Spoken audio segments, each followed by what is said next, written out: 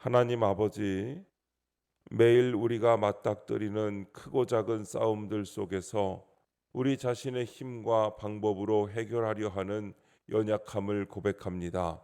우리 눈에는 비효율적이고 더디게 보이는 주님의 인도하심 앞에서 조급해하며 내 방법이 더 낫다고 판단하는 교만함을 용서하여 주옵소서. 주님께서 우리 각자에게 주신 은혜와 축복이 우리 개인에게만 머물지 않게 하여 주옵소서. 우리의 간증과 삶을 통해 아직 주님을 모르는 이들에게도 주님의 사랑이 전해지게 하옵소서. 오늘도 말씀하옵소서. 듣겠습니다.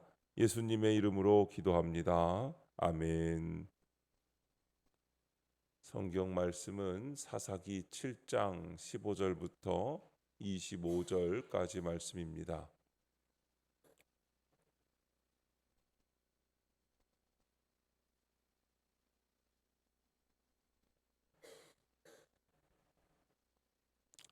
찾으신 말씀을 우리 다 함께 한 목소리로 읽겠습니다.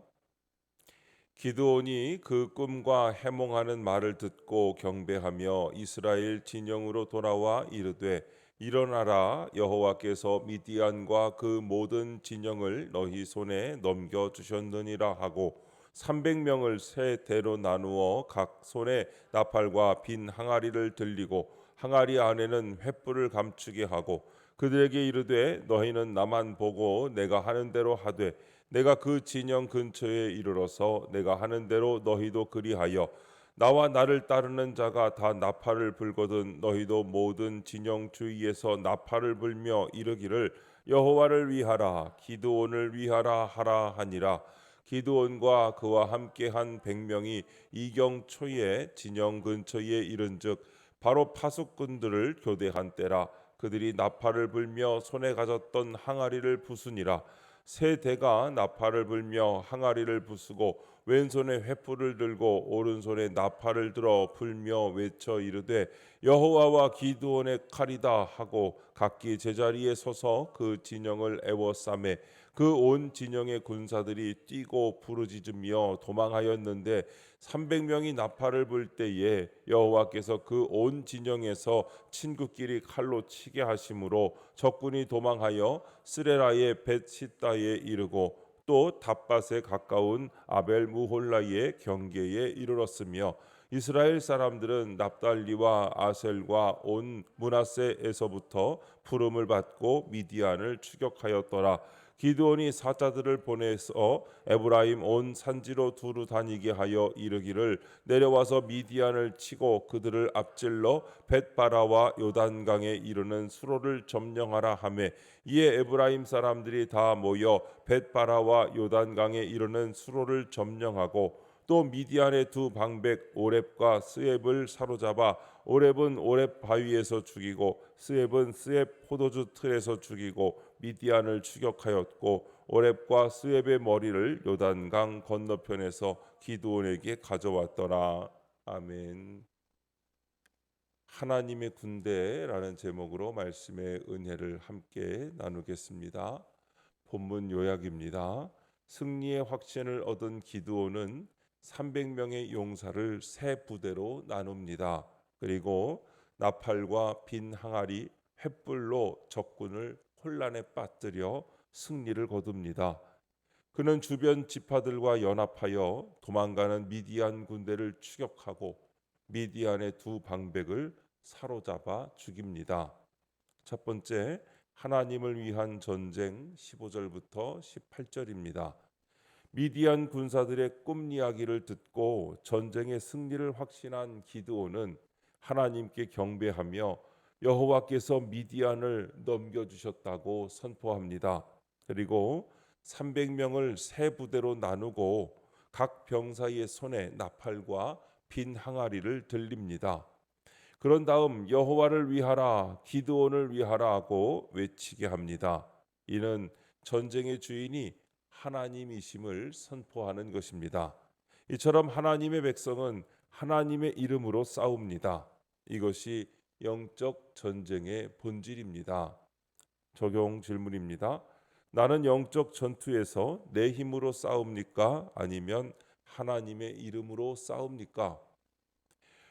분노와 용서의 상황에서 내 힘으로 싸우는 방식은 나는 더 이상 화내지 않겠다, 참아야지라며 다짐하는 것입니다.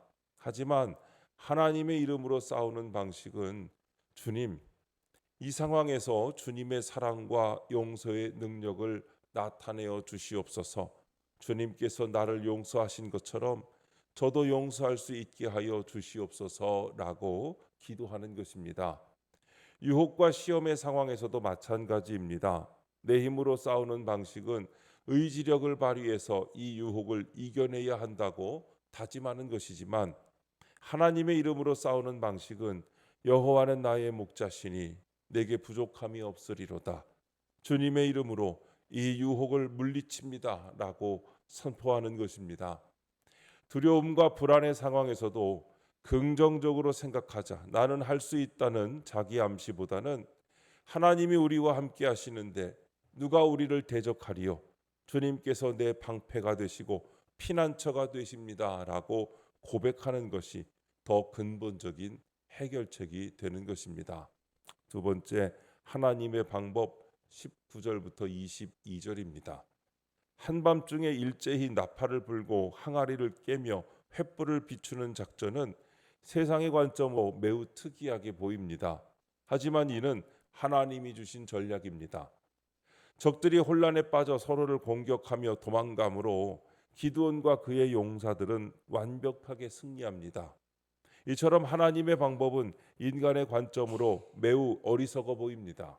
그러나 하나님은 우리가 생각하지 못한 방법으로 역사하셔서 큰 승리를 주십니다.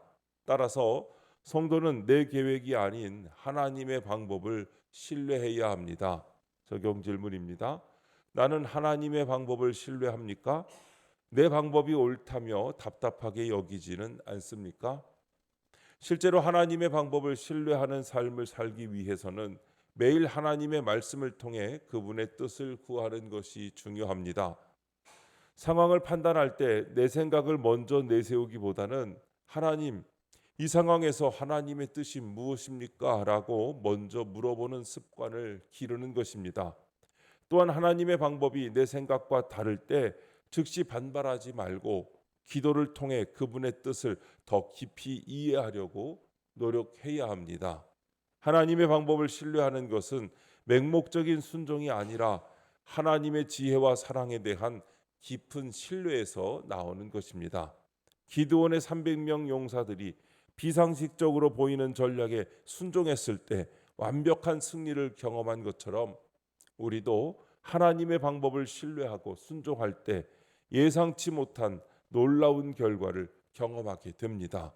내 방법이 더 합리적이고 효율적으로 보일 수 있지만 하나님의 방법은 언제나 최선의 결과를 가져오는 가장 지혜로운 방법입니다. 세 번째, 승리의 완성 23절부터 25절입니다. 전쟁에서 승리한 기드온은 다른 지파들과 연합하여 미디안 잔당을 추격합니다. 모든 이스라엘 지파가 하나 되어 승리를 완성한 것입니다. 오렙과 스앱이라는 상징적 이름을 가진 방백들의 죽음은 악의 세력에 대한 완전한 승리를 뜻합니다. 이렇게 하나님은 자신이 시작하신 일을 온전히 이루십니다. 또한 개인의 순종으로 시작된 전투가 공동체의 승리로 완성되게 하십니다. 하나님의 구원이 개인을 넘어 공동체 전체로 확장됨을 가르치시는 것입니다. 적용 질문입니다. 하나님이 내게 주신 승리를 어떻게 완성하고 있습니까? 개인으로 그칩니까? 공동체로 확장되도록 힘씁니까?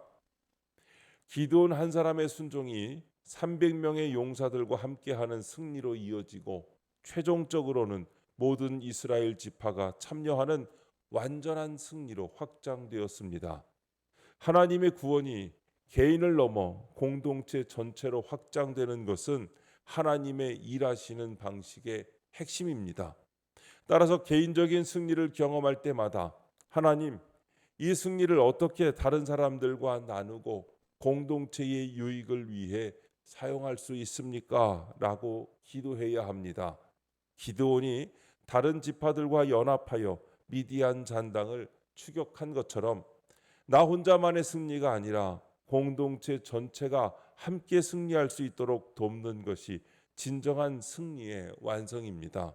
이를 통해 하나님의 구원이 개인을 넘어 공동체 전체로 확장되고 하나님의 영광이 더욱 크게 드러나게 됩니다. 하나님은 우리를 통해 공동체를 구원하시길 원하십니다. 나의 작은 순종이 한 영혼을 살리고 가정을 회복시키며 교회를 새롭게 하는 통로가 될 수 있습니다. 승리는 완성될 때 진짜 승리입니다. 하나님께서 시작하신 구원을 공동체로 세상으로 넓혀가는 성도님들 다 되시기를 주님의 이름으로 축원드립니다. 기도하겠습니다. 하나님 아버지, 저희 삶이 주의 이름으로 싸우는 거룩한 전쟁이 되게 하옵소서. 저희의 방법이 아닌 주님의 방법을 신뢰하여 하나님의 능력을 경험하게 하옵소서. 영적 전쟁에서 승리할 때 나 혼자만 기뻐하지 않고 공동체와 함께 그 은혜를 나누게 하옵소서. 주님, 이 시간 주님께 기도드리는 성도의 기도 가운데 함께하여 주시옵시고 주님의 세미한 음성을 들려주시며 그 선하신 손길로 붙들어 주시옵소서. 우리 주 예수님의 이름으로 기도드립니다. 아멘.